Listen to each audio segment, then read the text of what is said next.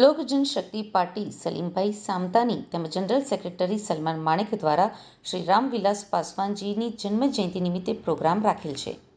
લોક Janshakti party તેમજ દલિત સેનાના સંસ્થાપક પદ્મભૂષણ એવા લોકચાહના નેતા એવા સ્વ રામવિલાસ પાસવાનજીની 79મી જન્મજયંતિને શત નમન સાથે જન્મજયંતિ સમારોહનું આયોજન કરવામાં આવ્યું છે. જેમાં સ્ટેટ પ્રેસિડેન્ટ ગુજરાત યુવા સંદીપ વ્યાસ તેમજ પાર્ટીના કાર્યકરો દ્વારા ગુજરાત યુવા સેલ કાર્યાલયમાં દરિયાખાન ઘુમ્મટ પાસે ભવ્ય કાર્યક્રમનું આયોજન કરવામાં આવ્યું તેમજ તેમની જન્મજયંતિ નિમિત્તે કેક કાપીને ઉજવણી કરવામાં આવી.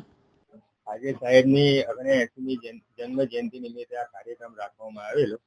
સલીમભાઈ વાઇસ પ્રેસિડેન્ટ, ફિરોઝભાઈ રાષ્ટ્રીય સચિવ યુવાના, જીતેન્દ્રભાઈ અમદાવાદ પ્રેસિડેન્ટ, એ બધાએ સાથે મળીને એક કાર્યક્રમ રાખેલો હતો.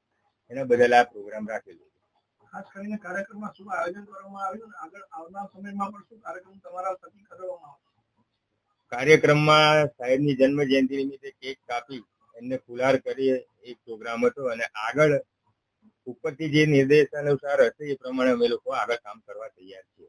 ખાસ કરીને કહેવામાં આવે કે રામવિલાસ પાસવાનજીના જે એમના કાર્ય માટે વખણાતા, તો આપની બી પાર્ટી ગુજરાતમાં કઈ રીતે કાર્ય કરી રહી છે અને શું શું કાર્ય કરવામાં આવી રહ્યું છે? એમના આદર્શ સિદ્ધાંત પ્રમાણે જે એ રીતે કામ કરીએ છીએ અમે લોકો.